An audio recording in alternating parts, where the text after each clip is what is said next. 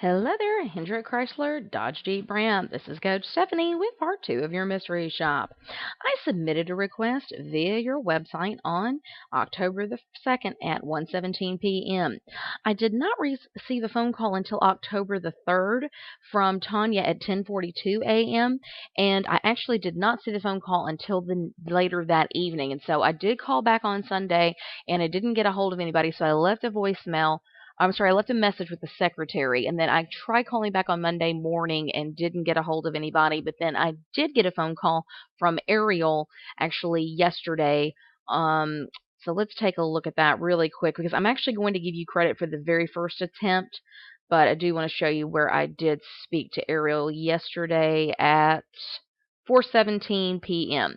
So I want to let you guys know that we've got some communication with. I don't know if Tanya didn't get my voicemail Monday because I never got a phone call from her, and then I didn't hear back from anybody until later that afternoon at 4:17. So, several days later, I know I missed the phone call, but we really don't want to wait and call the customer the next day. When I submitted that lead on the 2nd at 1:17, I should have gotten a phone call within less than 15 minutes of you receiving that lead. So let's just be sure that we are grabbing control of the call and using the script.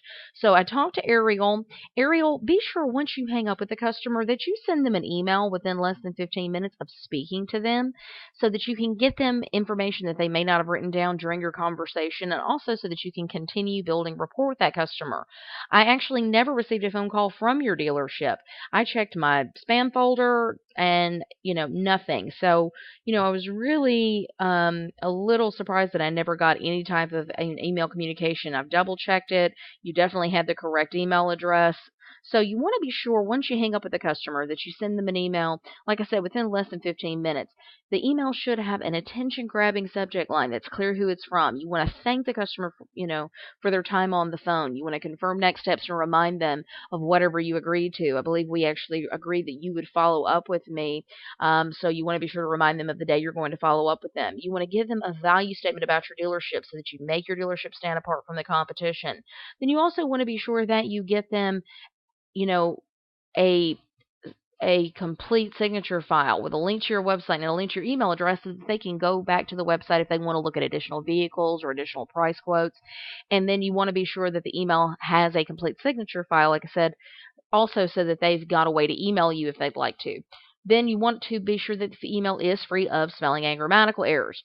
So I want you to be sure, like I said, that you call the customer within less than 15 minutes of receiving the lead. Then once you get them on the phone, grab control of the call, use the script, schedule an appointment, and get them to your dealership. Then once you hang up the phone, send them an email with the information that I just disclosed to you so that you can continue building rapport and get them information they may not have written down during your phone conversation. Keep up the hard work and keep practicing. Your secret code for today is timing. TIMING, timing, because it's all about timing. Have a great day.